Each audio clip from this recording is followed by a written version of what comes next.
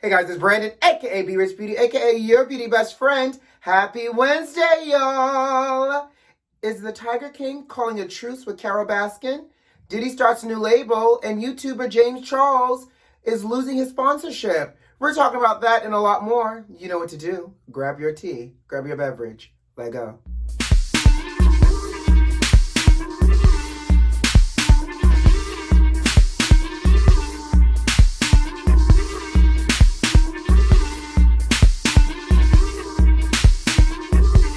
Hey, beauty besties. Happy hump day. Ooh, got a little magic radiance in my mouth. Happy hump day. Happy everything else in between. How are you doing?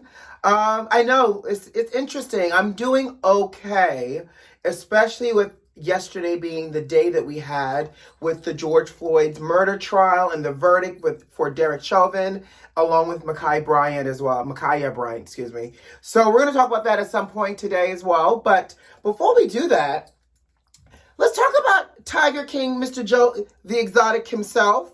And apparently, it looks like Joe the Exotic is willing to call a truce with Carole Baskin if it gets him out of jail. Now, if you recall correctly, Joe the Exotic, Mr. Tiger King himself, is locked up in prison behind the bars because of a murder for hire plot and how he was convicted of trying to kill his arch nemesis, Miss Carole Baskin. So apparently, I guess this man has a lot of permissions and, freedoms in jail because he's given all types of interviews. He also mentioned he speaks to his husband 3 times a day. Sir, first of all, you don't even get that much phone access and privilege in summer camp, let alone how you getting 3 calls a day with your husband, Tiger King, Joe the Exotic, in prison, and who is arranging these interviews for you? Nonetheless, I digress. So apparently, there was an offer on the table between him and Carole Baskin, I guess, and her husband saying that, if he worked to help end this whole big cat type of movement and ownership, that Carole, I guess, would hope to get his sentence reduced and get him out early. Because if you recall correctly, Joe was in his feelings, though, because he thought President Trump, 45, him who should not be named, I guess I already named the man, but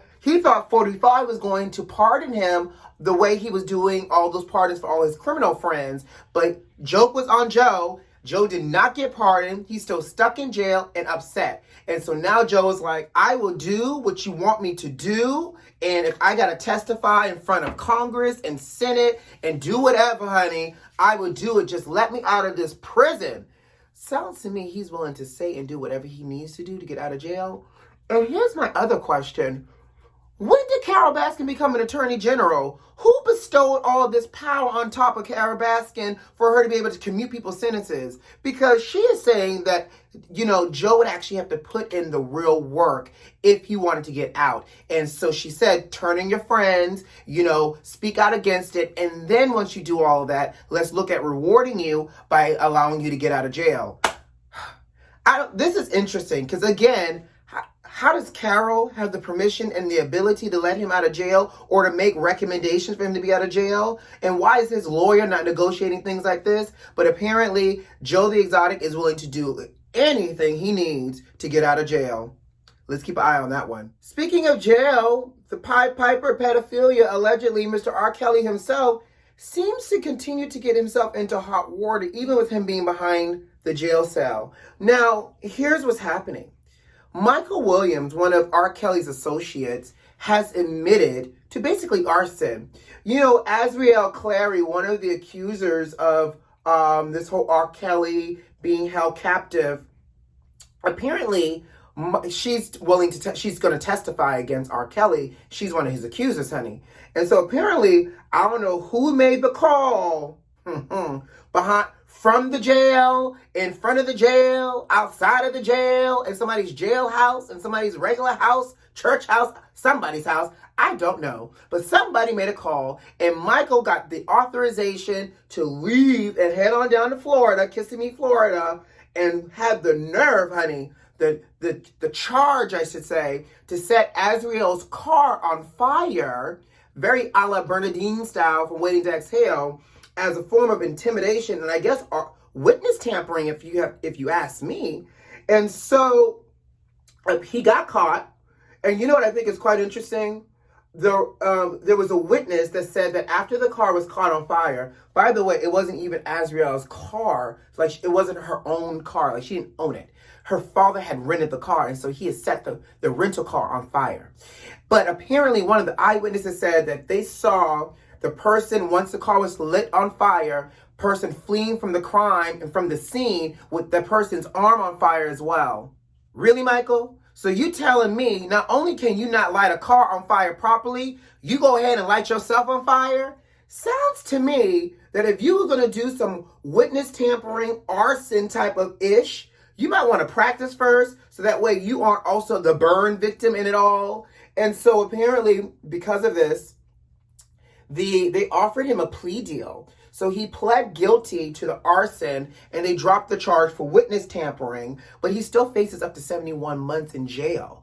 Listen, I don't know what R. Kelly is so nervous about, but if people out here witness tampering, lighting people's cars on fire, there is something that's about to come out in this trial. You know, we talked about it. This trial is going to be moved from Chicago to New York because it's an SVU case now, honey. Like, I can't take it. They out here really lighting up cars like this is some kind of Godfather, Scarface, like insert your mafia movie here type of intimidation practice. Child. Listen, y'all keep chasing behind R. Kelly, all y'all gonna wind up down to the jailhouse, okay? In other news, Diddy is out here doing good things. You know, his former bad boy artist, Black Rob, just recently passed away.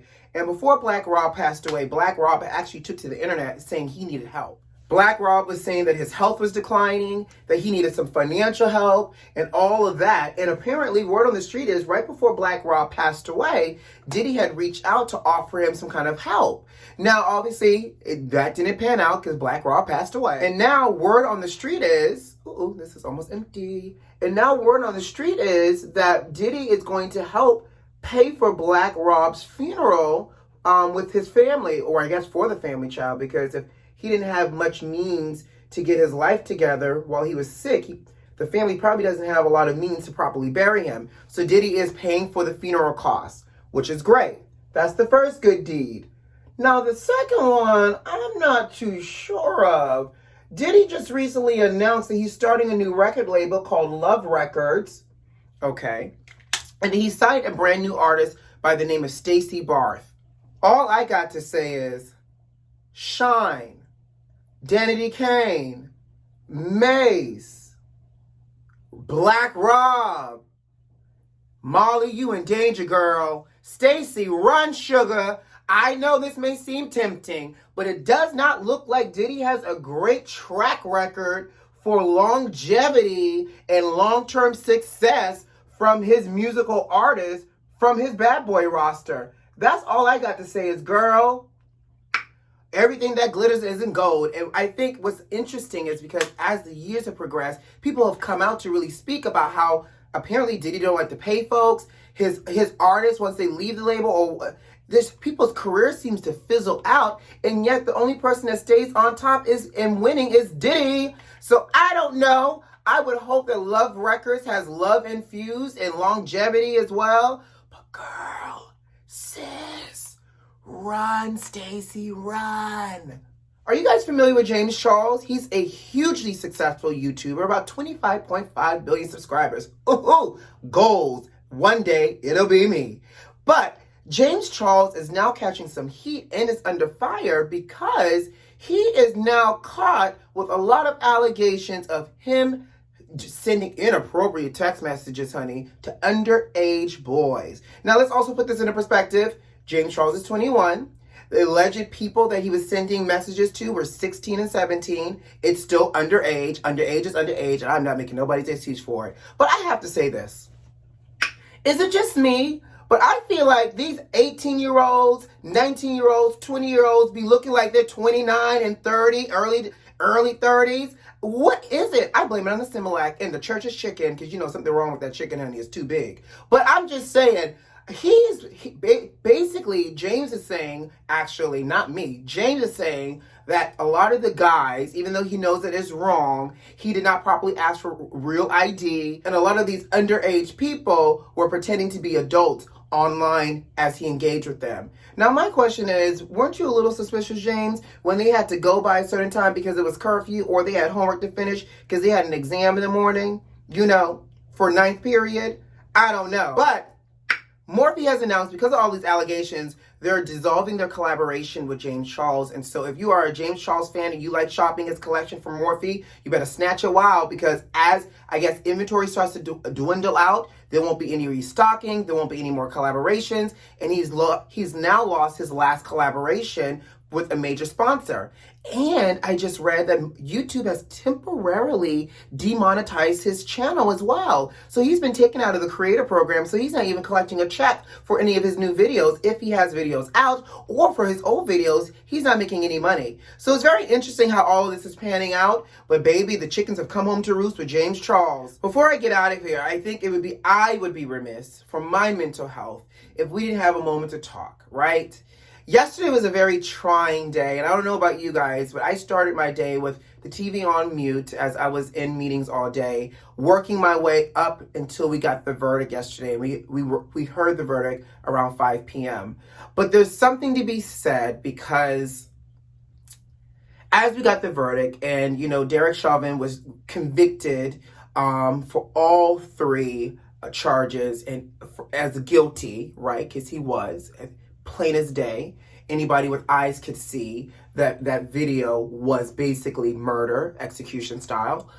And the moment that you're supposed to have relief, or just a pinch of a sigh, the breath was taken away from me. Now I'll say this. People call it justice. I don't really call it justice. I call it accountability for a couple of different reasons. Justice would be if George Floyd was still alive and was now able to bring his offender to justice. That's, to me, is justice. Restorative, right? You hurt me, we take you to court, and now you were found guilty. Now you go away. I can continue on moving with my life, trying to heal. But George Floyd does not have the ability to do that. So you get the slight sigh of pinch of relief for his family, and just for once that America in that courtroom made the right decision by holding this man accountable, even though he was a former police officer. This man completely abused his power, and he had 18 charges in his personal file as an officer to prove that he had ego and overly abused his power as a law enforcement agent against people of color. That's the first piece. Then you get a slight exhale, but then the wind gets taken out of you because of Ma'Khia Bryant. Baby was 16 years old. And not only was she 16 years old, mama had a knife in her hand because she was fearful that she was going to get jumped by girls in her neighborhood, so she called the police for help. She called the police for help. Needless to say, the police did not help. They didn't even ask questions, but they shot and had killed her 4 times in the chest. So as we're reckoning and we're having these conversations about, well, what if they just complied, and, and the police isn't all bad, there is clearly something wrong. Because you can have a person like Dylan Roof who can take an automatic gun, go into a church house where people are praying and praising, and shoot and murder 9 people, and be able to have the cops successfully de-escalate that situation so much that they could take him into custody and take him to a drive-thru on the way to the precinct. But a young lady who called for help because she was scared about being jumped, had a knife in her hand, had a blade on her for her protection, and we don't think to ask questions, we don't think to de-escalate, we don't think to use our taser, but instead, this law enforcement agent, again, viewed a black life, and a black child at this, as being disposable. So you shoot 4 times and you ask questions later, or you don't ask questions at all. So needless to say, it was a lot yesterday. Another name to add to a hashtag, another name to mourn, another person to weigh down on your soul because of the trauma that is constantly inflicted by law enforcement. So, I realized that it's important that we check in with each other. So I'm checking in with you. How are you? It's okay not to be okay. And it's okay to tap out. I literally am tapping out today.